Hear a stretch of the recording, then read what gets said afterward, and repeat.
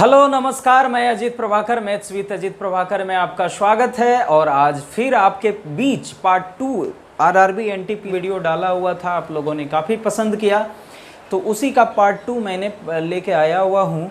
तो आज चलिए, आज भी सेम क्वेश्चन है, क्या पैटर्न है, आप लोगों को प्रीवियस ईयर क्वेश्चन देखना भी चाहिए, क्योंकि इसके जो पहले एग्ज़ाम हुए थे क्या पैटर्न रहा, कैसे क्वेश्चन आते थे, किस टाइप के क्वेश्चन कैसे मुझे सोल्व करनी है एग्ज़ाम हॉल में, कैसे मुझे अटेम्प्ट लेनी है, तो ये सारे चीज़ यहाँ पे आपको सीखने के लिए मिलेगा। अगर आप लोगों ने चैनल को सब्सक्राइब नहीं किया हुआ है तो चैनल को सब्सक्राइब ज़रूर कर लें, साथ में पूरा वीडियो ज़रूर देखें। पूरा वीडियो देखने के बाद उम्मीद है आप लोगों को बहुत कुछ यहाँ से सीखने के लिए मिलेगा, और क्वेश्चन को सोल्व कैसे किया जाना चाहिए कम समय में, क्योंकि कंपटीशन आपका एक भी सवाल ऐसा नहीं है अगर आपको दे दिया जाए तो आप सोल्व नहीं कर सकते, बिल्कुल सोल्व कर सकते हैं, इतनी भी मुश्किल सवाल नहीं आते। बट यहाँ पे हम लोगों को कम समय में ज़्यादा से ज़्यादा सवाल कैसे करनी है, बस वो हम लोग सीखने के लिए सीखना चाहते हैं, हम लोग वो सीख रहे हैं। तो चलिए, आज का पहला क्वेश्चन आपके बीच लेता हूं। पहला क्वेश्चन आपके स्क्रीन पे दिख रहा होगा। पहला क्वेश्चन जैसे आपके सामने दिया हुआ है, क्वेश्चन नंबर फर्स्ट दिया हुआ है, आपको दिख रहा होगा 1 divide by P square by P plus 6, ये है bracket plus 6p divide by p plus 6। क्या ये है क्या?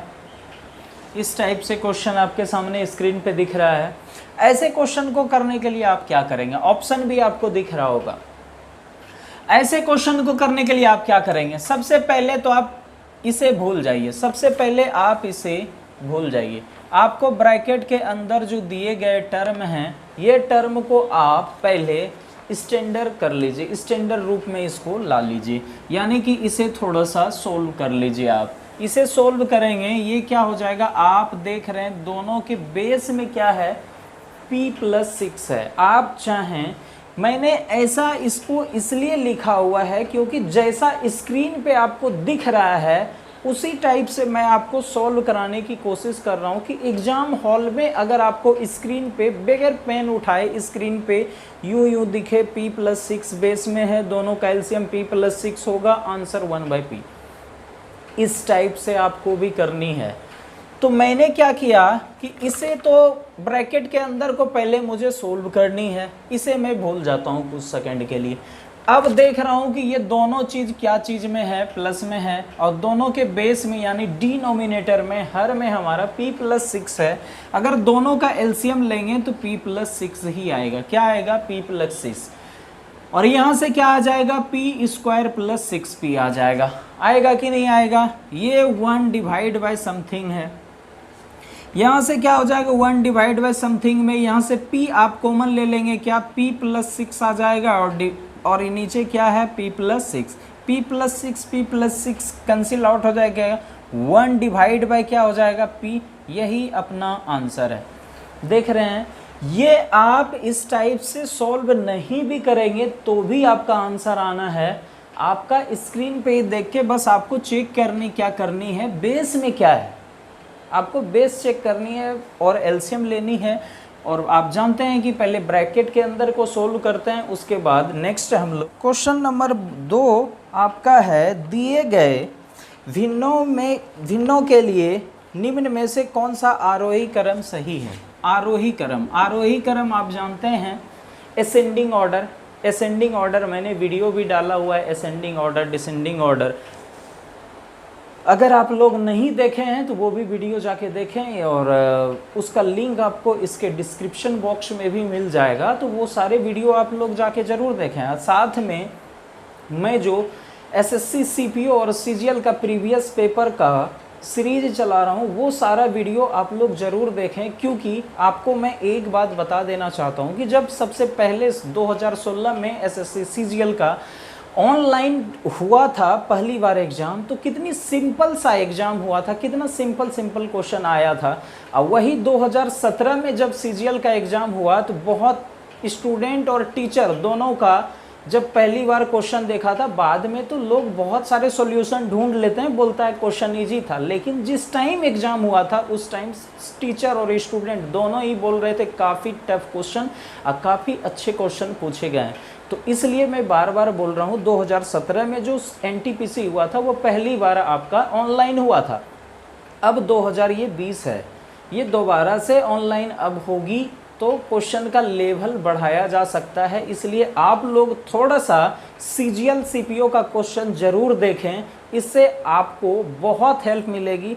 हो सकता है आपके एग्ज़ाम में डायरेक्ट सवाल रिपीट हो जाए, इसलिए मैं बार बार ज़्यादा फोर्स कर रहा हूँ एसएससी सीजीएल और सीपीओ के क्वेश्चन पे। और साथ में ये क्वेश्चन देखिए ही, क्योंकि यहाँ से भी अच्छे अच्छे क्वेश्चन इसमें भी बने हुए हैं, यहाँ से भी क्वेश्चन आपके रिपीट हो सकते हैं। तो चलिए दिए गए बोल रहा है अवरोही क्रम में, बोल रहा है अवरोही क्रम यानी डिसेंडिंग ऑर्डर। डिसेंडिंग ऑर्डर जानते हैं, डिसेंडिंग ऑर्डर यानी कि घटते क्रम। कौन से क्रम? घटते क्रम। अवरोही क्रम मतलब होता है घटते क्रम, डिसेंडिंग ऑर्डर यानी कि बड़ी से छोटी की ओर चलना ही हमारा क्या है? डिसेंडिंग ऑर्डर है। यानी ऊंचाई से लेके नीचे की ओर जब आएंगे तो वो क्या होगी? आपका डिसेंडिंग ऑर्डर, उसी को कहते हैं। आपके सामने फ्रैक्शन दिया गया है, आप किसी भी एक फ्रैक्शन को, किसी भी एक ऑप्शन को लीजिए और उसमें से आप क्या कीजिए, सबसे पहले ऐसे क्वेश्चन को करने के लिए मैंने पहले भी बताया हुआ है कि सबका सबसे पहले आपको नोमिनेटर एंड डिनोमिनेटर का डिफरेंस देखनी है। अगर डिफरेंस सेम है तो जो संख्या नोमिनेटर में सबसे बड़ी होगी वो क्या होगी? फ्रैक्शन सबसे बड़ी होगी। अगर डिफरेंस सेम नहीं है तो कैसे करना है? क्या ये क्वेश्चन बहुत टफ हो जाएगी? बिल्कुल भी टफ नहीं है। मैं बताता हूँ ये ऐसे क्वेश्चन को कैसे करना है। जब नोमिनेटर एंड डिनोमिनेटर का डिफरेंस सेम ना हो तो हम लोग ऑप्शन में से चेक कैसे करते हैं वो अब आप लोग सीखिए। ये नहीं कि सारे क्वेश्चन को हम लोग सोल्व करने लगे, ऐसा नहीं। अब देखिए जैसे 7/9 है, 11/47 है, 5/13 है, 24/29 है, सबका डिफरेंस सेम अलग अलग है। तो आप ये बताइए 7/9, 7/9 डिफरेंस कितना आ जा रहा है? 2। यहाँ से डिफरेंस कितना आ जा रहा है? 2। अगर 7 से 9 में भाग देंगे, 7 से 9 में भाग देंगे तो एक और समथिंग कुछ आएगा, 1 पॉइंट कुछ समथिंग आएगा। अगर 11 से 47 में भाग देंगे, आप देखिए 4 बार, यानी कि ये काफ़ी छोटी संख्या हो जाएगी इसके रिस्पेक्ट में। होगा कि नहीं? अरे होगा कि नहीं? उसी टाइप से आप देखिए 5 का कितना मल्टीपल है? 13। आप बोलेंगे 3 से भी कम है, 3 से भी कम है। और 24 का 29 कितना है? 1 से थोड़ा सा ज़्यादा। यानी कि अगर मुझे आरोही क्रम बोलता तो हम लोग क्या करते, लेकिन हम लोग ये बाद में डिस्कस करेंगे। पहले मुझे जो सवाल बोला हुआ है मैं सवाल पे ही डिस्कस करता हूँ, फिर सेकंड में आरोही क्रम यानी असेंडिंग ऑर्डर पे भी बात करेंगे। आप देख रहे हैं ये इसका 4 गुने से भी ज़्यादा है, यानी कि जब हम लोग 47 से 11 में भाग देंगे तो ये काफ़ी छोटी नंबर आएगी। और सबसे छोटी नंबर हमारा यही है, सबसे छोटी नंबर हमारा यही है, क्योंकि ये इससे 4 गुने से भी ज़्यादा है। और कोई भी ये 1 गुने से थोड़ा सा ज़्यादा, और एक 5/13 है ये 2 गुने से थोड़ा सा ज़्यादा, और एक है 24/29 ये 1 गुने से थोड़ा सा ज़्यादा। तो सबसे छोटी संख्या कौन सी हो जाएगी? अपना 11/47।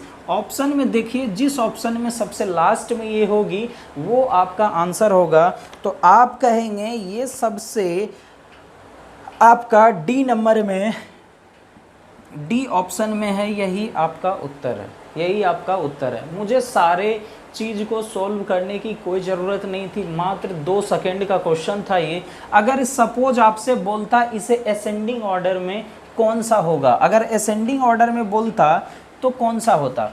आप देखिए ये तो सबसे छोटी संख्या हो गई, यानी कि ये आपका सबसे पहले होता। सबसे छोटी संख्या असेंडिंग ऑर्डर मतलब छोटी से बड़ी, सबसे छोटी संख्या ये होती।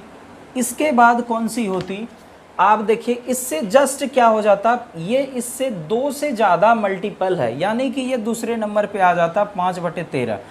अब क्या आ जाता है 7/9, ये भी 1 गुना से थोड़ी सी ज़्यादा है, और 24/29 ये भी 1 से क्या है, 1 गुने से थोड़ा सा ज़्यादा है। अब मुझे ये दोनों में से चेक करना होता कि कौन सी बड़ी संख्या है और कौन सी छोटी संख्या है। आप करेंगे 9 तिया 27, इसको कर लीजिए, और 7 तिया 21, 9 तिया 27 और 7 तिया 21। अगर दोनों में 2 हम लोग जोड़ते हैं तो ये हो जाता है 23/29, यानी कि आपका फिर भी कौन सा 24/29 कौन सा आ रहा है, बड़ी आ रहा है, 24/29 बड़ी आ रहा है।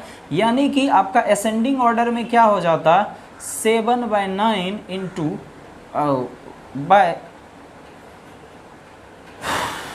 24 बटे क्या है 29, ये आपका असेंडिंग ऑर्डर हो जाता है। यहाँ से अगर आपसे डिसेंडिंग पूछा था, अगर असेंडिंग होता तो आपका ये आंसर हो जाता, लेकिन आपको निकालना क्या था, डिसेंडिंग ऑर्डर था। ऑप्शन देख के आपका 2 सेकंड का क्वेश्चन था। अगर ये इस टाइप से आपको सजाना बोलता तो भी आप डायरेक्ट ऑप्शन से जाते, ठीक है, डायरेक्ट आपको ऑप्शन से जाते। ये भी क्वेश्चन आपका 2 सेकंड था, ये तो मैंने सजाया, आपको सजानी नहीं है एग्जाम हॉल में। क्वेश्चन नंबर 3 है, बोल रहा है आरोही क्रम सही है, जस्ट अभी अवरोही क्रम डिसेंडिंग ऑर्डर था, अभी असेंडिंग ऑर्डर बतानी है आपको। असेंडिंग ऑर्डर जैसे आपके सामने 3/10, 4/15 और 1/3 दिया गया है। अगर आप लोग इसे असेंडिंग ऑर्डर में करेंगे, यानी सबसे छोटी संख्या आपको देखनी है, उसके बाद आपको कौन सी देखनी है, आपको कौन सी देखनी है, आप बोलेंगे सबसे बड़ी संख्या इसमें से क्या होगी। आप सबसे पहले जब संख्या बहुत छोटी छोटी नंबर दिया हुआ हो, जब जैसे कि आप देख रहे 10, 15, 3, 10, 15, 3, 10, 15, 3, छोटी छोटी नंबर दिया हुआ है। ऊपर क्या है, 3 है, 4 है और 1 है। ये छोटी छोटी संख्या है, तो आप इसका क्या कर लीजिए, सारे के डिनोमिनेटर को सेम कर लीजिए। सारे के डिनोमिनेटर को अगर आप सेम करेंगे, सारे के डिनोमिनेटर को आप जब सेम करेंगे तो आपका क्या आ जाएगा, यानी कि आपको सिर्फ देखना है नोमिनेटर जो सबसे बड़ी है वो आपकी सबसे बड़ी संख्या होगी, नोमिनेटर जिसका छोटी है वो सबसे छोटी संख्या होगी। तो यहाँ से क्या मेरा डिनोमिनेटर यानी कि हर आपका क्या सबका सेम हो गया क्या, 30 हो गया क्या, जो मैंने नीचे गुना किया ऊपर से भी गुना किया। किसी भी नंबर में 1 से गुना करने पे संख्या पे कोई फर्क नहीं पड़ता, जस्ट लाइक मैंने सब सारे संख्या में 1 से गुना कर दिया, क्या कोई फर्क पड़ेगा, क्या कोई फर्क नहीं पड़ेगा। तो यहाँ से मेरा क्या आ गया, 9/30 और 8/30 और 10/30। आप बताइए इनमें से कौन सी बड़ी संख्या होगी। आप बोलेंगे 10, उसके बाद 9, उसके बाद 1, यानी कि सबसे छोटी संख्या कौन सी होगी, आप बोलेंगे 4/15। उसके बाद कौन सी संख्या होगी, उसके बाद बोलेंगे 9 क्या था, 9/10। उसके बाद कौन सी होगी, 9/10 था ना, 3/10 था, सॉरी 3/10। और दूसरा क्या था, 1/3। 1/3 क्या है, सबसे बड़ी संख्या है। यानी कि ऑप्शन नंबर आपका कौन सा है, ऑप्शन नंबर आपका डी, इसका भी ऑप्शन नंबर सही है। क्या आप लोग बात समझ गए। ऐसे आपको एग्जाम में बिल्कुल भी सजाना नहीं है, बस आपको क्या करना है, मैंने बोला था सबसे बड़ी चेक करनी है। आपको सबसे बड़ी यहाँ पे दिख रहा है 1/3। 1/3 आप देखते किस ऑप्शन में है, ऑप्शन नंबर डी मार के आपको आगे निकल जानी है। आपको ऐसे सजाना बिल्कुल भी नहीं है, मुझे आपको सिखाना है, इसलिए मैंने इतना सारा चीज़ लिखा। आपको इस टाइप से सजाने की कोई ज़रूरत नहीं है। आपको बड़ा छोटा चेक करना है, बड़ा छोटा चेक किए, देखे सबसे बड़ा संख्या कौन सी है, 1/3 है, लास्ट में देखे 1/3 है, हमारे आंसर। क्या बात इतनी सी आप लोग होगा। क्वेश्चन नंबर 4 बोल रहा है 3/5 3/5 एंड 7/8 के बीच कौन सा नंबर पड़ता है। 7/8 के बीच कौन सा नंबर पड़ता है। ऐसे क्वेश्चन को करने के लिए मैंने बताया हुआ है, ऑप्शन पे जाइए। एकदम 1 सेकेंड का क्वेश्चन है, 1 सेकेंड का। आप देखिए 7/8 इसका डिफरेंस कितना है, 1 है। यानी कि डिफरेंस अगर सेम हो तो अंश जिसका ज़्यादा होगा वो संख्या क्या होगी, बड़ी होगी। आप यहाँ से 12/13 देखिए, 12/13 देखिए, डिफरेंस कितना है, 1 है। क्या ये इस संख्या से बड़ी होगी, क्या बोलेंगे, हाँ 12/13 7/8 से बड़ी है। यानी कि ये तो ऑप्शन नहीं होगा, क्योंकि ये दोनों के हमको क्या बीच में पूछा हुआ है। सेकेंड नंबर 8/9 देखिए, क्या 8/9 इस संख्या से बड़ी होगी क्या, आप बोलेंगे हाँ, क्योंकि डिफरेंस क्या है, 1 है। यानी कि ये दोनों के बीच भी ये नहीं, ये तो इधर आ जाएगा, इससे संख्या बड़ी है, हमको इस दोनों के बीच में लानी। यानी कि ऑप्शन नंबर मेरा 2 भी नहीं हो सकता। अब आ जाता है 6/7, 6/7 यानी कि इसके बीच में हमारा आ सकता है, 6/7 हमारा इसके बीच में आ सकता है। आप बोलेंगे 4/7, डिफरेंस कितना है, 3, और यहाँ डिफरेंस कितना है, 2। यानी कि ये संख्या जो है इससे भी छोटी हो जाएगी, और ये ऑप्शन आपका सही हो जाएगा, 6/7। ऑप्शन नंबर कौन सा, ए आपका ऑप्शन नंबर सही है। क्या आप लोग क्वेश्चन को करने के लिए मेथड को सीख पाए क्या। ऐसे ही क्वेश्चन आपको एग्जाम हॉल में करनी है, ज़्यादा टाइम ऐसे सब क्वेश्चन पे नहीं लेना है। मैक्सिमम 2 से 3 सेकेंड का ये सारे क्वेश्चन हैं। क्वेश्चन नंबर 5 देखिए, बोल रहा है विकल्पों में से 2/4 एंड 0.6 2/4 एंड 0.6 के बीच आने वाली परिमेय संख्या बताएं कौन सी। यानी कि ये दोनों के बीच कौन सी संख्या लाइज करेगी, ये आपको बताना है। ऑप्शन नंबर आपका, ऑप्शन में सबसे पहले देखना है, ऑप्शन में 11/4। यार ये तो बहुत भद्दा मजाक है, ये कहाँ 1/2 0.5 और 0.6 के बीच में लाइज करने के लिए बोल रहा है। 11/4 तो लगभग 4 दूनी 8, लगभग 3 के आसपास है। ऑप्शन नंबर ए तो ऐसे ही कैंसिल आउट हो गया। आपका 3/4 क्या, ये 3/4 अगर आप करेंगे कितना आ जाएगा, 0.7 आ जाएगा। क्या ये इससे भी बड़ी हो जाएगी क्या, आप बोलेंगे बिल्कुल। मुझे तो 0.5 और 0.6 के बीच लाइज करवाना है, तो आपका ऑप्शन कौन सा हो जाएगा, 21/40। 21/40 आपका सही उत्तर हो जाएगा। क्या आप लोग बातों को समझ पाए। आप लोगों को ऐसे करने की कोई ज़रूरत नहीं है कि 2/4 6/10 दोनों के बीच के नंबर को लाना है, यानी कि दोनों के डिनोमिनेटर को, जैसा कि हम लोग 4th क्लास में करते थे। 4th क्लास में आप लोग करते थे, डिनोमिनेटर को बराबर करते थे। ये क्या हो गया, 40 हो गया, और यहाँ से क्या हो जाएगा, 10 से किए ये क्या हो जाएगा, 20 हो जाएगा, और यहाँ से क्या हो जाएगा, 4 आ जाएगा। और ये दोनों के बीच कितनी सारी संख्या आ जाएगी, आप बोलेंगे 21/40 आ जाएगा, 22/40 आ जाएगा, 23/40 आ जाएगा। ये सारी संख्या ये दोनों के बीच आ जाएगी। इनमें से आपका एक ही ऑप्शन दिया हुआ है 21/40, तो क्या ये आंसर हो जाएगी क्या, बिल्कुल हो जाएगी। यही मैंने बोला, ये आंसर हो जाएगी। इस टाइप से आपको करने की कोई ज़रूरत नहीं है, बस ऑप्शन देनी है, आंसर देनी है। ये 4th क्लास का बच्चा करता है।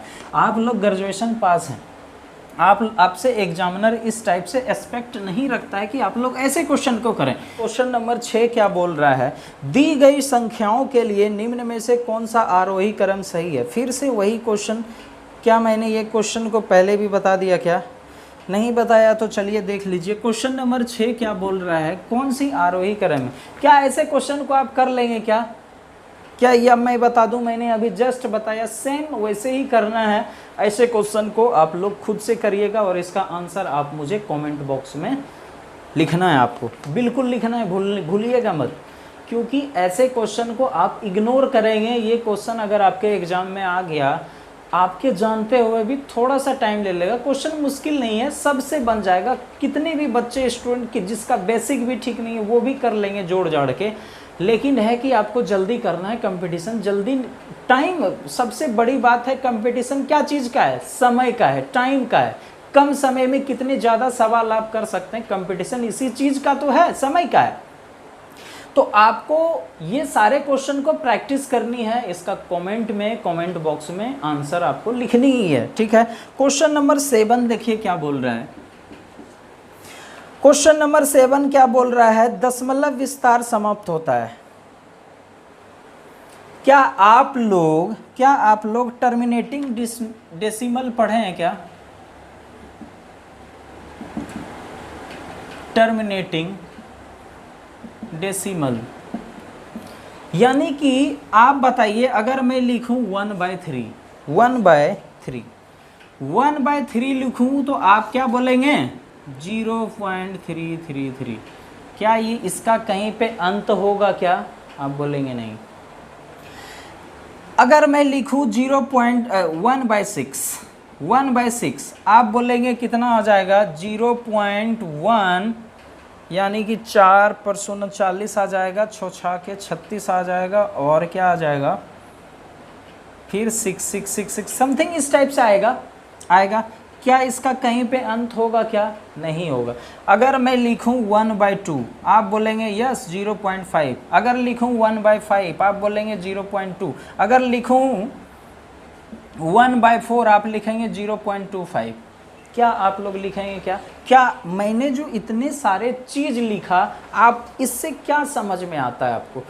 यानी कि जिस नंबर में 2 और 5 हो, उसका जो है आपको डेसिमल का यानी कि पॉइंट के बाद जो नंबर आती है वो आपको विस्तार समाप्त होते हुए दिखेगा, अन्यथा नहीं दिखेगा।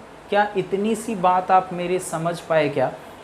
यानी कि मैंने जो लिखा 1/2 बराबर 0.5 यानी 1/4 0.25।